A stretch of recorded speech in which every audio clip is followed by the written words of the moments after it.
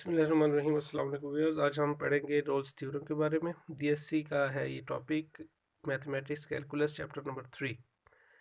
इसकी अब हम सबसे पहले इसको मैथमेटिकल करेंगे प्रूव, उसके बाद हम इसकी एग्जांपल्स भी करेंगे और ग्राफिकल भी इसको प्रूव करेंगे। So let's start. According to Rolle's theorem, let function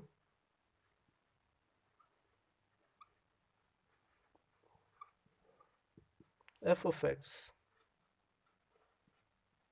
be three conditions. First,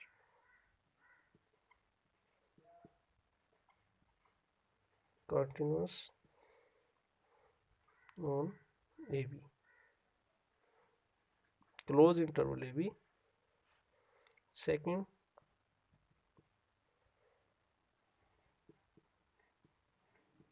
differentiable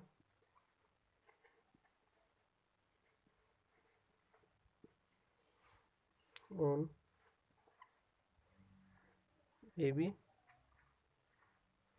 And third, f of a is equal to f of b.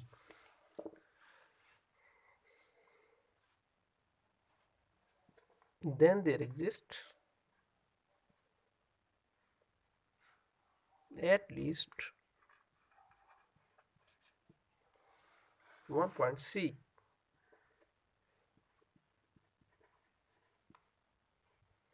belong to open interval AB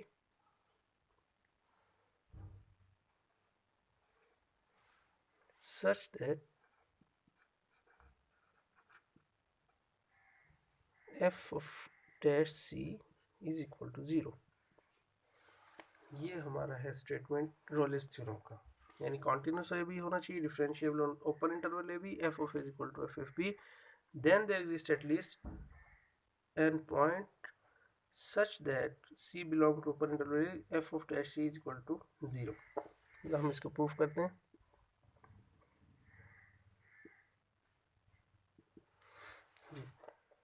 We know that f of x is continuous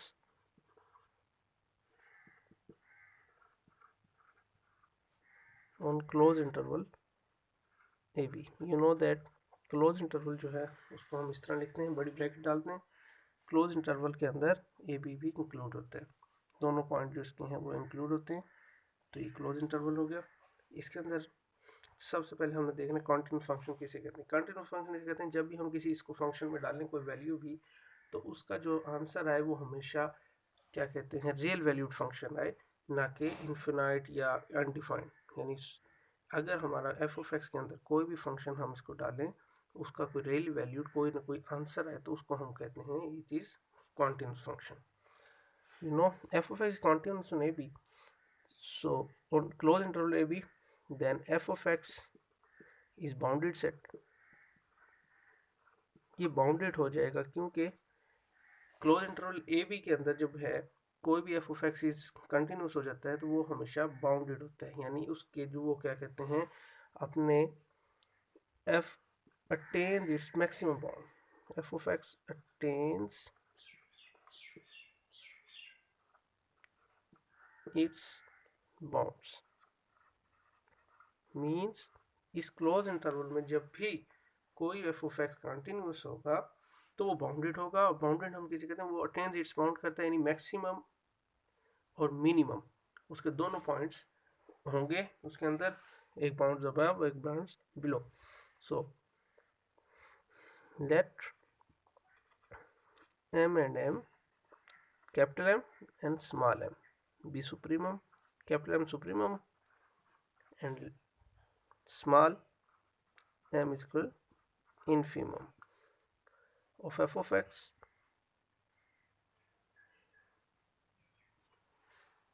on AB, close interval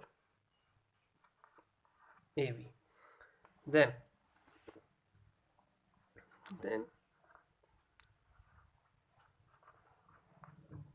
either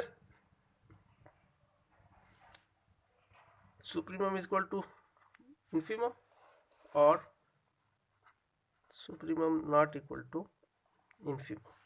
हमारे पास दो result होंगे, जब एक M और supremum infimum होगा, bounded होगा, उसके टेंजेंस बाउंड करेगा क्लोज इंटरवल ए बी पे, देन या तो एम जो है इन सुप्रीमम वो इज इक्वल टू एम होगा, या फिर m not equal to m. अगर if m is equal to m, then क्या होगा, देन फंक्शन इज कांस्टेंट।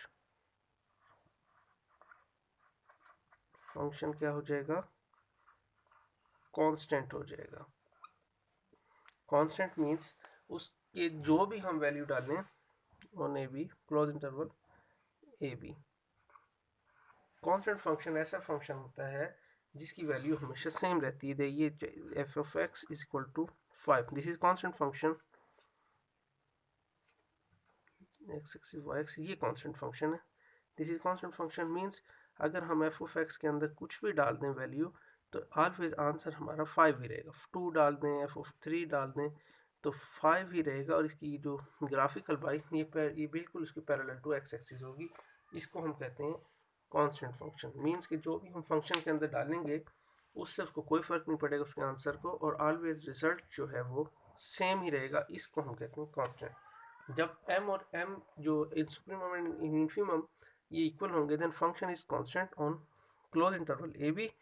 सो जब ये close interval a b constant होगा, it's imply that it's derivative vanish on AB for all x belong to open interval a. जब हम इसका derivative लेंगे function constant का, उसका डेरिवेटिव हमेशा भी वैनिश करेगा for all x belong to a b. तो theorem is true in this case. Theorem is true in this case. Okay guys, ये हमने पहला इसका m इज इक्वल टू m होगा तो ये फंक्शन कांस्टेंट होगा। ये हमने आपको सब इसके बारे में बताया। अब आगे हम करेंगे अगर m is not equal to second condition. Second, if m is not equal to m, then क्या होगा, then at least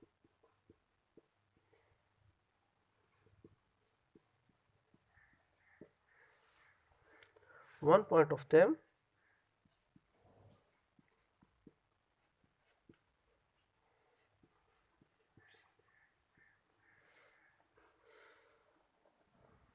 is different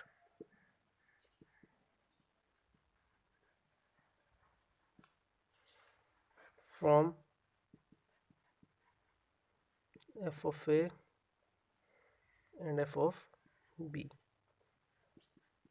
means that जब m सुप्रीमम इन्फीमम इक्वल नहीं होंगे, तब एक पॉइंट ऐसा इनके अंदर ज़रूर डिफरेंट होगा जो एफ ऑफ ए और एफ ऑफ बी से मुख्तलिफ होगा। सही है। तो वी सपोज, हम सपोज करते हैं कि m not equal to f of a is equal to f of b. अभी ये तीसरी कंडीशन है हमारे पास, यू नो कि पहली थी कॉन्टिन्यूस, दूसरी डिफरेंशियल, तीसरी थी f of a is equal to f of b, यानी जो एफ ऑफ ए के अंदर वैल्यू है वो एफ ऑफ बी। अब एग्जांपल करेंगे तो उससे आप अच्छी तरह देख लेंगे कि किस तरह f of a is equal to f of b हमारी प्रूव होती है। सो जब हम सपोज करेंगे m not equal to f of और एफ ऑफ बी, तो एफ फंक्शन जो है वो attend supremum on a b. जब आपको पता है f of f not equal to ये जो हमारा सुप्रीमम है वो इसके इक्वल नहीं है दोनों के, तो इट्स मीन दैट एफ जो है वो अटेन्स करेगा its maximum, its supremum on a b, close interval a b.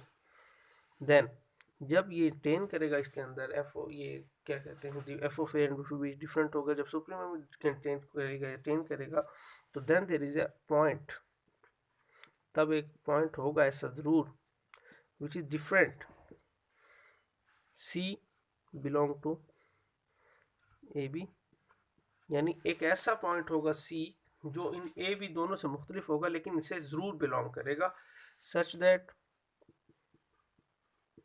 F of c is equal to m, यानी जो भी एफ ऑफ सी का होगा कांस्टेंट फंक्शन है तो f of c is equal to m के इक्वल होगा.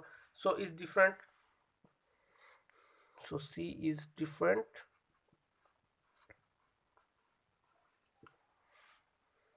from A and B.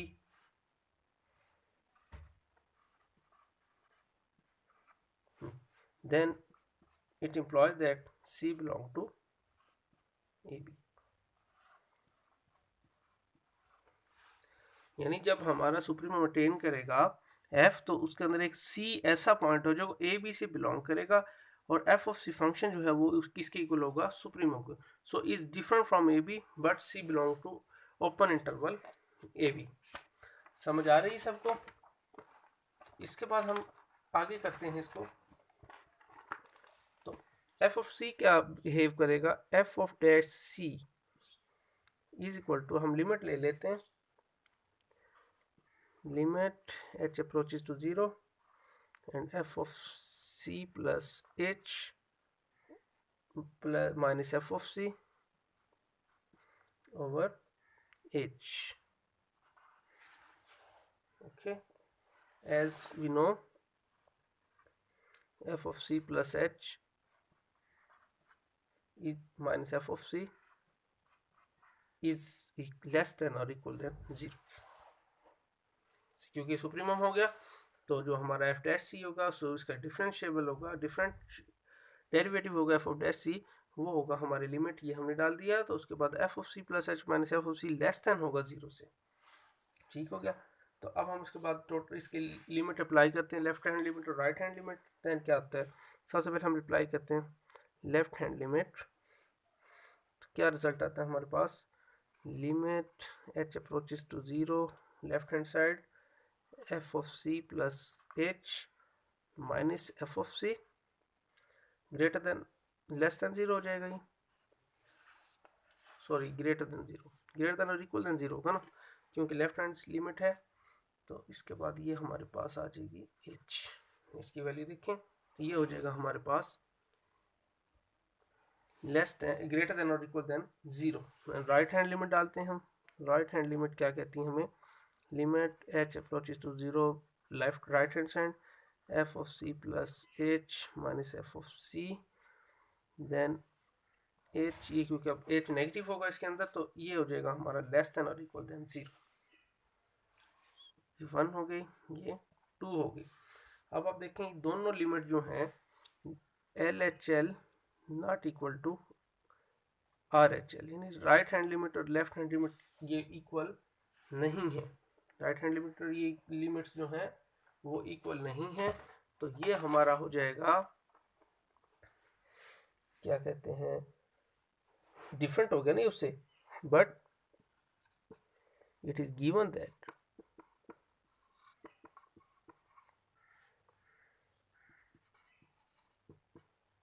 F of x, उसमें कहा हुआ डिफरेंशिएबल, ये तो फिर डिफरेंशिएबल नहीं होगा ना. अगर हमारा ये लिमिट आपकी चेंज हो जाएगी तो कॉन्टिन्यूस होगी नहीं होगा, और उसके बदले वो फिर डिफरेंशिएबल भी नहीं होगा on a b open interval.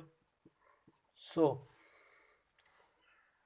हमारे पास सिर्फ एक ही वे है, h approaches to 0 limit f of c plus h minus f of c over h is equal to 0. So f dash c is equal to 0, hence proved.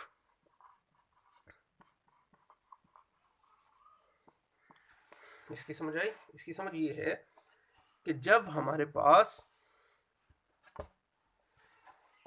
ये देखिए हमारी जब लेफ्ट हैंड लिमिट और right hand limit आपस में एक दूसरे से मैच नहीं करेगी, वो इक्वल नहीं होगी, तो इट्स मीन दैट कि वो कॉन्टिन्यूस नहीं होगा. जब कॉन्टिन्यूस नहीं होगा तो उसका डेरिवेटिव भी नहीं होगा.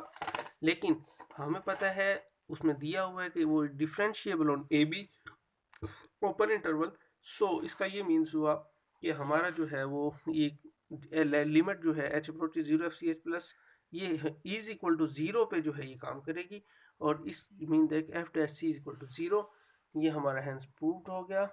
और इसके बाद हम इसकी एग्जांपल और इसकी जो एक वो ग्राफिकली भी हम इसको करेंगे, उससे आपको बहुत बेहतर समझ आ जाएगी। वो इसके बाद हम नेक्स्ट वीडियो में इंशाल्लाह करेंगे।